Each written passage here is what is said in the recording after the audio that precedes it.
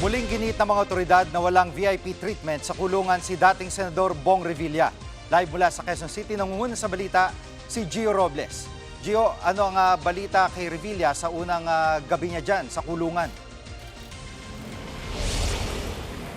Jiggy, naging maayos naman at walang reklamo ang dating senador sa kanyang unang gabi sa New Quezon City Jail dito sa Payatas. Ayon sa pamunuan ng BJMP, pinagsuot si Revilla ng dilaw na t-shirt na para sa mga PDL o Persons Deprived of Liberty. Pagdating sa City Jail ni Revilla kahapon, dumaan siya sa standard booking procedure. Wala pang inilalabas na mugshot ni Revilla, pero ayon kay DILG Secretary John Vic Rimulya, ilalabas nila ito sa lalong madaling panahon. Tulad din ng higit 3,000 PDL sa New Quezon City Jail, may parehong daily meal allowance si Revilla na umaabot sa 100 pesos. Ayon sa BJMP, ang pagkain ni Revilla ay pareho sa ibang PDL. Ang almusal ng dating senador ay ginataang kamote na may saging na saba, manok na may pinya naman sa tanghalian at mamaya sa hapunan ay sinigang. Jiggy. At Gio, noon ay pinakita sa publiko ang selda ng New Quezon City Jail. Ito'y maaari mo bang isalarawan?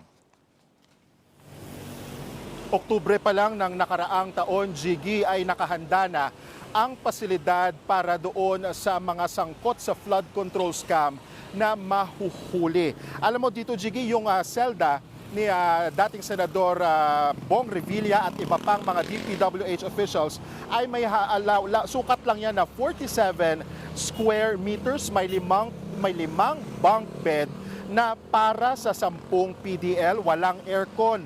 Pero may ceiling fan, may lababo at iisa din ang kanilang CR. May infirmary rin para hindi na kailangan lumabas patungo sa ospital sakaling may medical emergency. Hindi naman pinayagan si Revilla na dalhin ang ilan niyang gamit. Narito ang pahayag ng BJMP. Ito po yung mga hindi dilaw na damit at yung mga non-negotiable natin, ang mga contraband katulad ng cellphone at iba pang gadget. Ito ay pinauwi na ho. Gaya sa ibang PDL, pwedeng bisitahin si Revilla ng kanyang mga kaanak at ang schedule nga ng visiting hours ay tuwing Martes hanggang Biyernes 1 p.m. to 5 p.m. Buong araw naman ang visiting hours tuwing weekend hanggang 5 p.m. Kani-kanina nga lang bago yung cut-off na 5 p.m. ay dumalaw na rin dito yung mga anak ni Revilla na sina Jolo at Brian Revilla. Si Jolo, nung tinanong natin kung kamusta ang kanilang ama, no comment. Si Brian naman tumangulang at nagsalita ng konti at sabi niya, okay naman daw ang dating senador. Jiggy.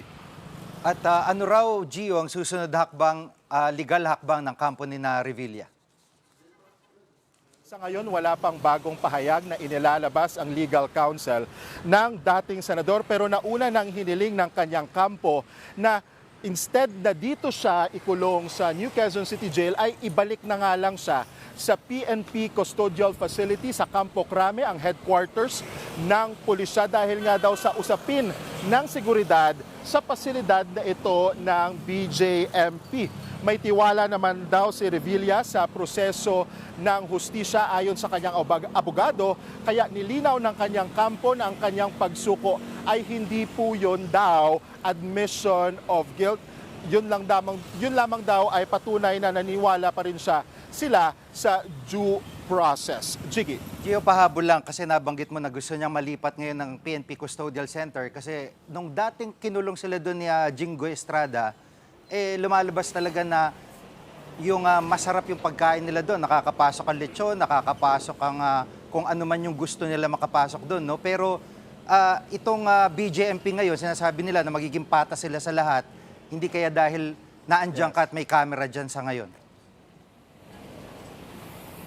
Well, Jiggy, for now, that's all speculation. Pero going back lang doon sa PNP Custodial Facility, nauna na kasing nag-request o umapila ang pamunuan ng PNP, specifically nga si Acting Police Chief Nartate sa korte o sa Sandigan Bayan na kumbaga i-reconsider yung paglipat doon sa kanila kay Revilla dahil nga rin doon sa mga dagdag na gastos na at mas malaking seguridad na kakailanganin ng PNP kung doon manatili sa custodial facility sa Krame si Revilla. Pero sa ngayon nga, dito sa PNP, kumbaga dito nga sa Quezon City facility or sa City Jail, dito sa Payatas ay iginiit naman ng mga opisyal na magiging patas sila kung ano yung pagkain ng ibang mga PDL, yun din yung pagkain ni Revilla at iba pang mga DPWH official. Sa ngayon, nakasuot na ng dilaw na t-shirt si Revilla sa loob